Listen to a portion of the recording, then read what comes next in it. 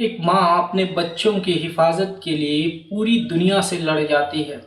लेकिन क्या आपने कभी सुना है कि एक बेटी सिर्फ एक अदद सरकारी नौकरी और चंद जायदाद के लिए अपनी ही माँ की जान की दुश्मन बन जाए?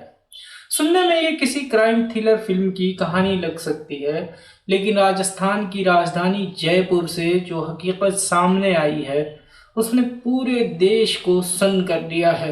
ये कहानी है 45 साल की नीरज शर्मा की। शुरुआत में लगा कि वे एक दर्दनाक सड़क हादसे की शिकार हुई, लेकिन जब जयपुर पुलिस ने इस मामले की परतें खोली तो जो सच सामने आया वो किसी के भी रोंगटे खड़े कर देने के लिए काफी था। पुलिस का दावा है कि ये कोई हादसा नहीं बल्कि एक सोची समझी खौफनाक साजिश थी, और इस साजिश का आरोप किसी और पर नहीं बल्कि उनकी सगी 23 साल की बेटी आयुषी शर्मा पर लगा है। आखिर एक हंसता खेलता परिवार इस मोड़ पर कैसे आ गया? इसकी शुरुआत होती है करीब 1 साल पहले, जब परिवार के मुखिया विजय शर्मा का निधन हो गया। विजय जी सरकारी कर्मचारी थे। नियम के मुताबिक उनके मृत्यु के बाद परिवार के किसी एक सदस्य को अनुकंपा नियुक्ति मिलनी थी।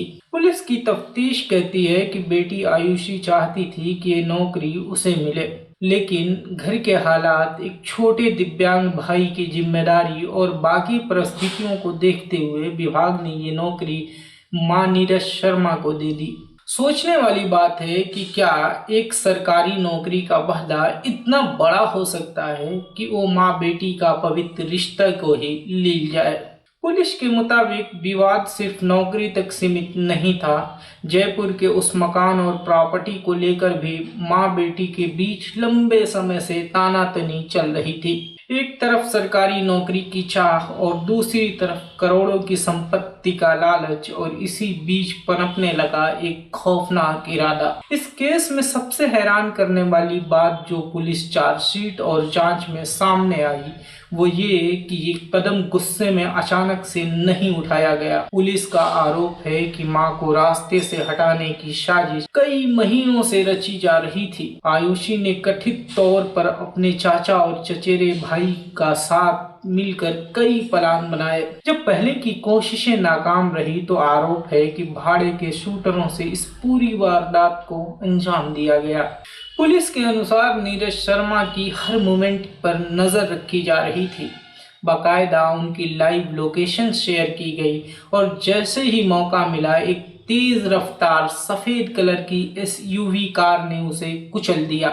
मकसद साफ था, पुलिस इसे एक आम रोड एक्सीडेंट का मामला मानकर फाइल बंद कर दे। लेकिन कहते हैं ना, अपराधी चाहे कितना भी शातिर क्यों न हो, कोई न कोई सुराग छोड़ ही जाता है।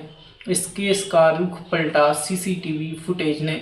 जब पुलिस ने रूट के कैमरे खंगाले तो कड़ियां जुड़ती चली गई और एक्सीडेंट का मुखौटा उतर गया। यहाँ खुद से एक सवाल पूछिए, अगर वहाँ सीसीटीवी कैमरा नहीं होता तो क्या आज यह भी मामला सिर्फ एक सड़क हादसा बनकर फाइलों में दफन नहीं रहता? ये मामला तब और पेचीदा हो गया जब मृतिका नीरज शर्मा के मायके वालों ने एक नया दावा ठोक दिया।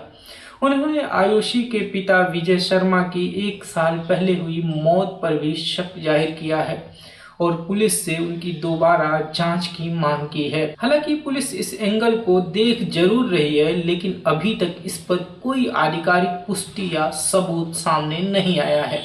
जयपुर की ये घटना सिर्फ एक क्राइम फाइल नहीं है, ये हमारे समाज के बदलते चेहरे का एक आईना है। ये कहानी हमें मजबूर करती है कुछ बेहद कड़वे सवाल पूछने के लिए। नौकरी और पैसा बड़ा या वो माँ जिसने उंगली पकड़कर चलना सिखाया? क्या आज का समाज इतना भौतिकवादी हो चुका है जहाँ रिश्तों की कीमत सिर्फ कागजों और रुपयों से तय होगी? अगर घर की चार दीवारी के भीतर ही इंसान सुरक्षित नहीं है तो बाहर की दुनिया से हम क्या उम्मीद रखें? एक जरूरी बात, हम जानते हैं कि कानून का एक बुनियादी नियम है, जब तक अदालत किसी को दोषी करार नहीं दे देती तब तक वह सिर्फ एक आरोपी है।